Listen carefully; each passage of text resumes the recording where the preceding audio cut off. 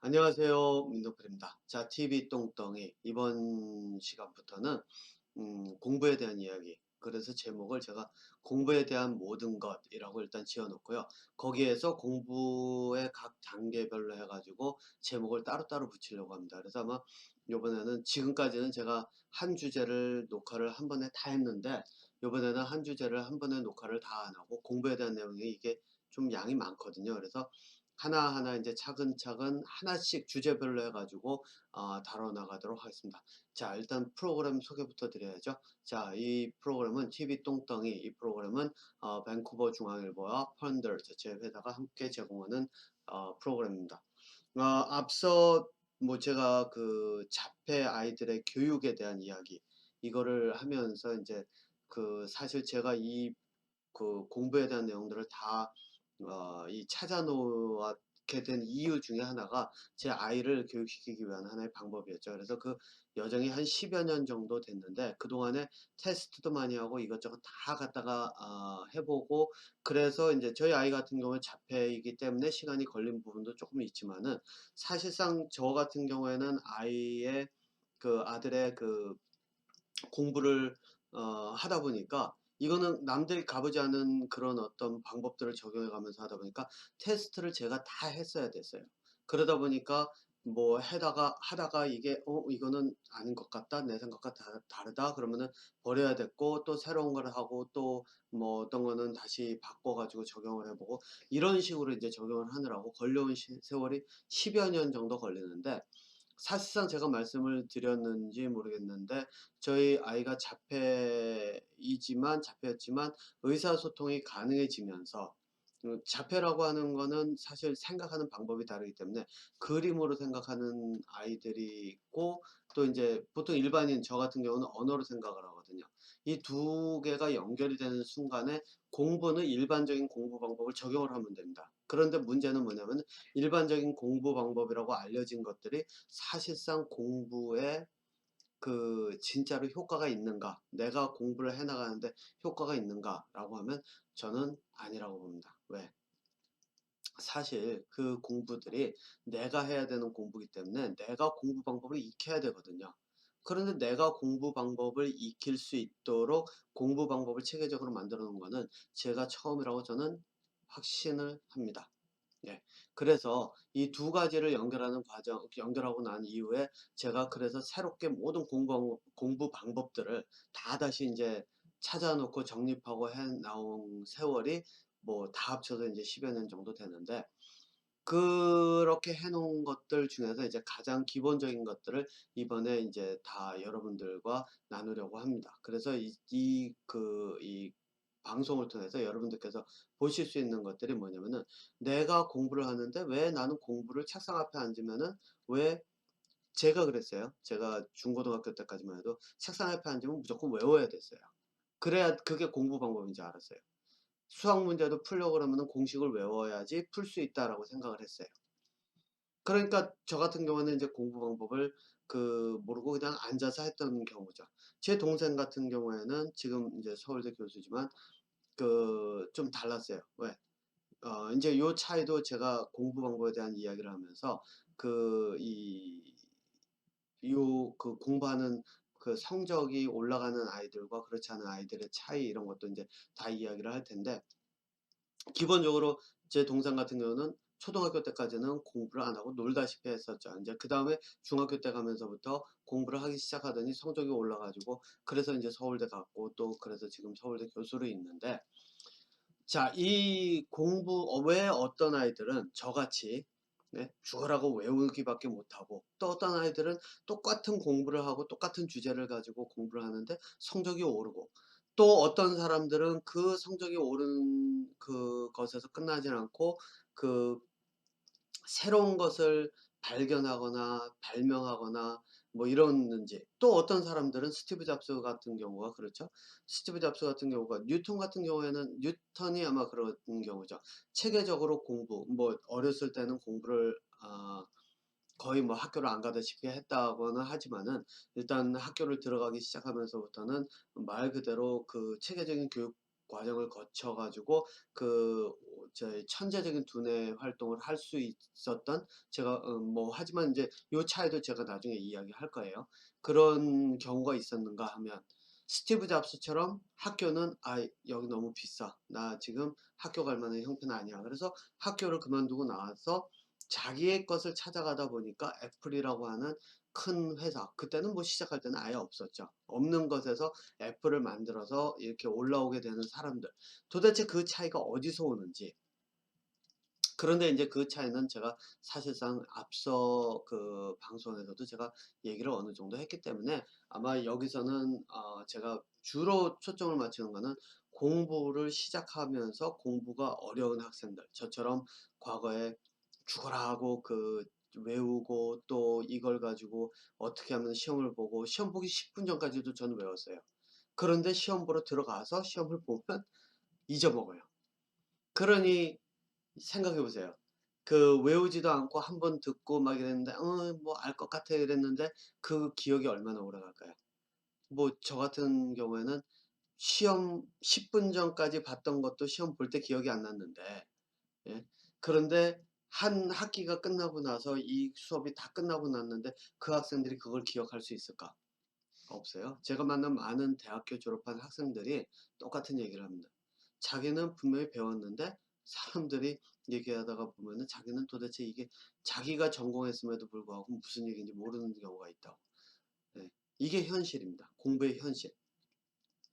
자, 왜 이런 일이 벌어지는지 이런 것들을 이제 체계적으로 하나하나 풀어나갈 예정입니다. 그래서 공부하기가 어려운 학생들은 왜 공부가 어려운지, 또 공부를 어떤 방법으로 해야지 되는지, 그리고 기억을 할 때 왜 어떤 사람들은 기억을 하는데 좀 오랫동안 기억이 한참을 가는 경우가 있잖아요. 그리고 어떤 사람들은 뭐 제가 앞서서도 이야기했지만 이 사진을 찍듯이 어떤 정보를 딱 그대로 찍어서 머릿속에 딱 입력을 해 가지고 그 상태에서 페이지 숫자대로 그대로 찾아가면 그 줄에서 어디에 있는 글자까지도 찾아낼 수 있는 그런 사람들이 있다고 하잖아요. 기억력의 차이는 어디서 오고, 그렇다면 그 공부할 때의 기억력과, 그렇죠. 공부할 때의 기억력과 그리고 내가 이 성적을 올려가는, 그러니까 과거의 기억력이라고 제가 표현을 해야 되겠네요. 왜냐면 과거의 시험은 주로 이 내가 얼마만큼 정확하게 배운 것을 알고 있는가에 초점이 맞춰졌거든요. 하지만 지금 교육은 많이 좀 바꾸려고 하는 과도기 상태라고 저는 이야기를 해요. 그게 뭐냐면은 공부를 하는 데 있어서 얼마만큼 정확하게 아는지가 아니라 문제들이 주어졌을 때 그 문제를 얼마만큼 내가 각각 주어진 요소들을 분석을 해서 그걸 통해서 문제의 해결책을 찾아내는가. 여기에 인제 좀 더 초점을 맞춰 간다고 인제 저는 보는데, 그걸 바탕으로 왜 어떤 대학은 상위권 대학이고 그래서 내가 과연 상위권 대학을 가야 되는가? 뭐 상위권 뭐 그런 거죠. 하버드나 뭐 예일 뭐 이런 거. 캐나다 같은 경우는 UBC, 뭐 맥길, 토론토, U 오브 토론토가 아마 제일 탑이라고 나와 있던가요? 그리고 맥길하고 UBC가 아마 두 번째인가 뭐 이런 식으로 돼 있었던 것 같은데 아니면 바뀌었을 수도 있고요.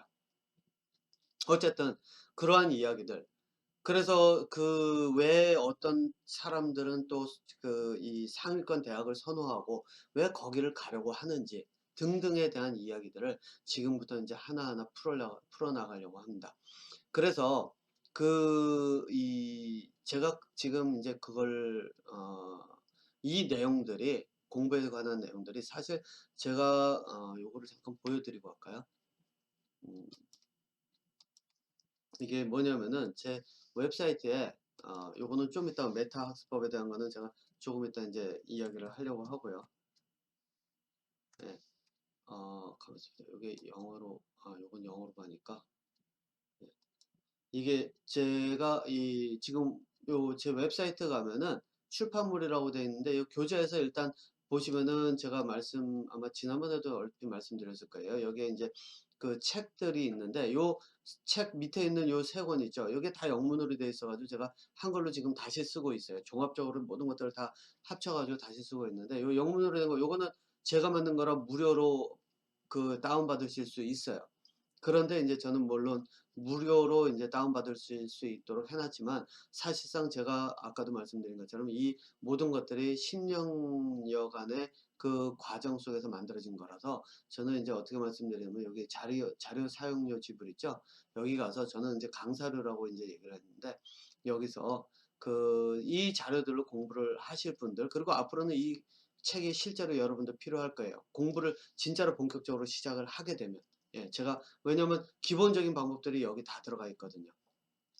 그것들을 하게 되면 인제 들어가니까 "공부를 실제로 사용을 한다."라고 하시는 분들께 저는 여기서 자발적으로 "사용료 지불을 인제 해 주십사."라고 인제 요청을 드리고요. 예. 그리고 지금 아직까지 제 이 유튜브는 구독자 수가 미달이라 가지고 이제 광고를 집어넣을 수 없거든요. 광고를 집어넣게 되면 인제 거기서도 제가 수익을 창출할 수 있겠지만 지금은 뭐 수익 창출할 수 있는 구조가 전혀 아니고 예. 그래서 밴쿠버 중앙일보도 사실 제가 이거 하고 있는 것을 서포트해 주시는 그런 부분들이 있는데 사실 말 그대로 밑 빠진 독에 밑 빠진 독에 물 붓기 예.